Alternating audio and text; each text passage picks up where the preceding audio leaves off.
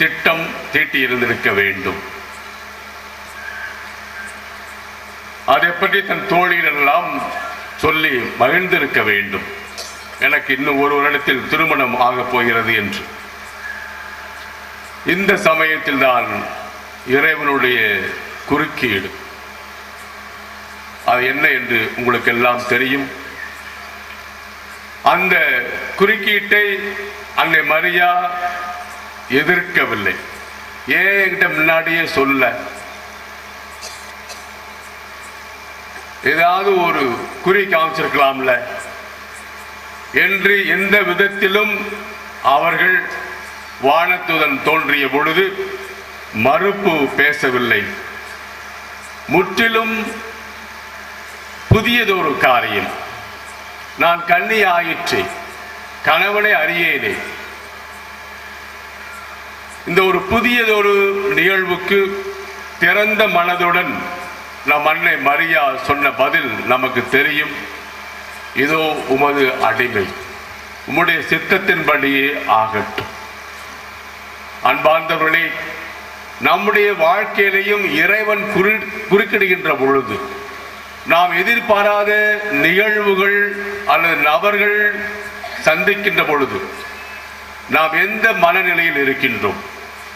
சில சமயங்களில் நாம் வாடிக்கையான சில காரியங்களை பழக்க தோஷமான ஒரு நிலையில் எந்த ஒரு புதிய காலத்திற்கும், அதாவது நாம் நினைக்கின்றபடி இறைவன் என்னோடு நடக்க வேண்டும், என் திட்டத்தை அவர் தன் திட்டமாக ஏற்றுக்கொள்ள வேண்டும் என்ற மனநிலையோடு இருக்கின்ற பொழுது, அவர் குறுக்கீடு செய்கின்ற பொழுது, அவருடைய திட்டம் இது என்று நமக்கு வெளிப்படுத்துகின்ற பொழுது, அது ஒரு அசாதாரணமான நிகழ்வாக இருக்கலாம், அல்லது சாதாரண நபர் வழியாக இருக்கலாம், நாம் எதிர்பாராத நிகழ்வாகவும் இருக்கலாம்.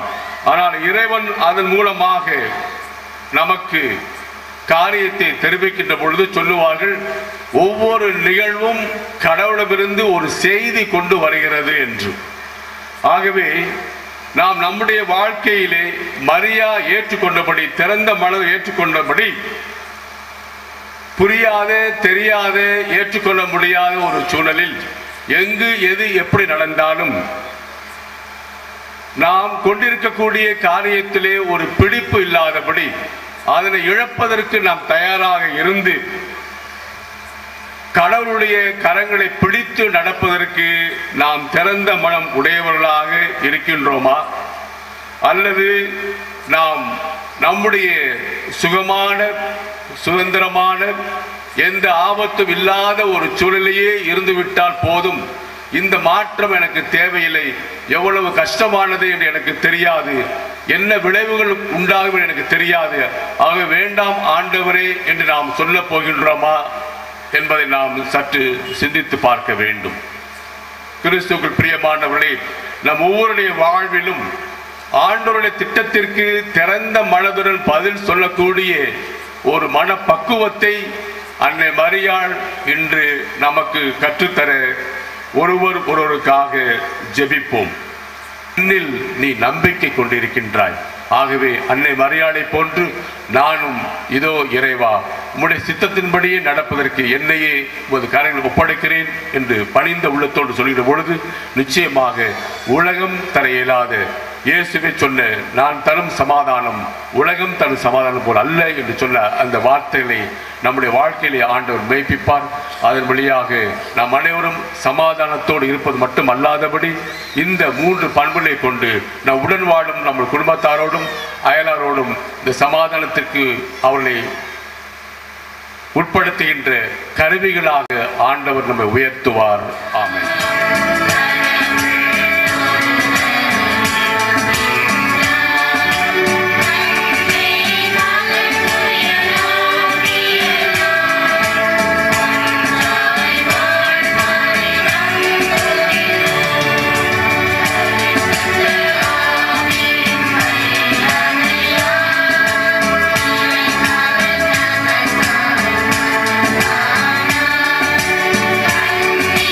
Maria.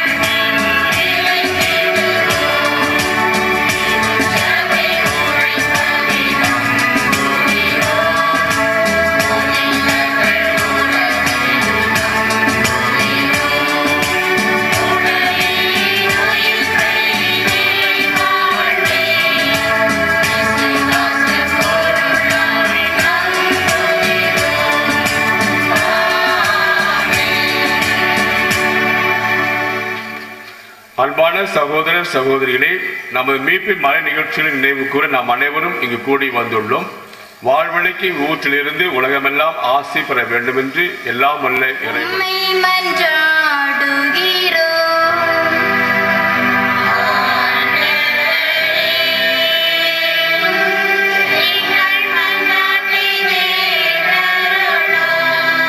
கொடுக்கக்கூடிய அனைத்து வார்த்தைகளையும் நாங்கள் உள்வாங்கி நடக்கின்ற பொழுது அன்னை மரியா கட்டளையிட்ட பிரகாரம் அவர் சொல்வது போல் செய்யும் மனிதர்களாக இருக்க எங்களுக்கு அருள் தாரும்.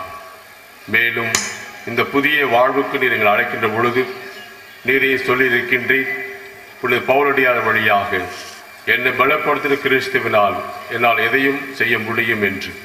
ஆகவே பயம் நீங்கி உம்முடைய கருவியலாக செயல்பட நீரே எங்களோடு இருக்கிறீர் என்பதற்கு அன்னை மரியா எங்களுக்கு மாபெரும் முன் மாதிரியாக இருக்கின்றார்கள்.